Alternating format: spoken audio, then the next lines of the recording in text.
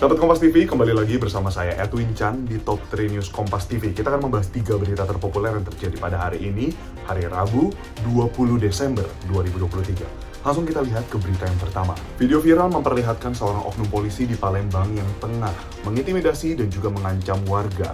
Seperti apa dan apa yang terjadi, berikut liputannya untuk Anda. Bribka Edi Purwanto ditetapkan sebagai tersangka oleh penyidik Satuan Unit Pidana Umum Polrestabes Palembang. Penetapan tersangka berdasarkan laporan dari korban dan barang bukti video viral serta dari hasil pemeriksaan saksi, korban, dan juga tersangka. Tersangka dijerat pasal 335 KUHP tentang pengancaman dengan ancaman kurungan paling lama 1 tahun penjara. Usai ditetapkan sebagai tersangka, oknum polisi tersebut langsung ditahan di Bid Propam Polda Sumsel. Kami sudah melakukan pemeriksaan secara maraton terhadap anggota tersebut. Dan saat ini sudah kami tingkatkan ke penyidikan siang tadi dan sudah kami tetapkan sebagai tersangka. Yang bersangkutan kita persangka dengan pasal 335 KUHP pengancaman. Barang bukti berupa viral video, kemudian senjata tajam yang digunakan sudah kami lakukan penyitaan. Sudah ditahan, Bang. Dan saat ini yang bersangkutan sudah diamankan oleh bidang profesi dan pengamanan Polda yang kebetulan juga ikut serta dalam kegiatan pemeriksaan yang kami lakukan karena ini menyangkut masalah oknum.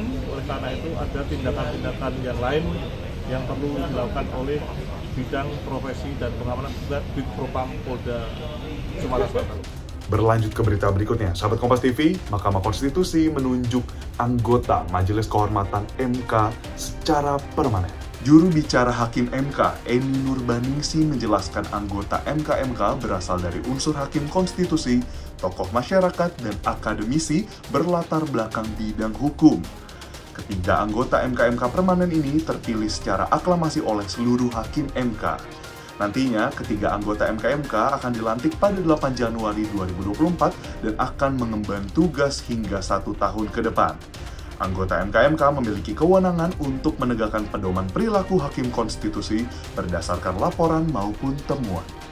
Harapan kami dengan terbentuknya MK-MK ini ada kelembagaan yang secara day to day itu kemudian bisa melakukan pengawasan terhadap pelaksanaan dari pedoman kode etik tadi atau pedoman perilaku hakim konstitusi. Karena yang dilihat itu adalah perilakunya, etiknya di situ, ya. Jadi mudah-mudahan ini bisa berjalan dengan baik. Dan untuk berita yang terakhir, sahabat Kompas TV, KPK menetapkan Gubernur Maluku Utara Abdul Ghani Kasuba dan 6 pihak lainnya sebagai tersangka kasus suap pengadaan barang dan jasa. Berikut liputannya untuk Anda. Gubernur Maluku Utara Abdul Ghani diduga menerima suap terkait proyek infrastruktur di Maluku Utara. Wakil Ketua KPK Alexander Marwata mengatakan Ghani diduga menentukan pihak kontraktor yang dimenangkan dalam proyek tersebut. Tersangka juga memerintahkan bawahannya untuk memanipulasi progres proyek. Ghani juga diduga mendapat setoran dari ASN Maluku Utara untuk rekomendasi jabatan. Dan itulah dia sahabat Kompas TV, 3 berita terpopuler yang terjadi pada hari ini. Saya Edwin Chan, pamit undur diri. Sampai jumpa di Top 3 News Kompas TV berikutnya. Jangan lupa untuk berikan like, komen, dan juga share berita ini kepada kerabat dan keluarga semua. Dan yang terakhir, jaga selalu kesehatan Anda dimanapun Anda berada.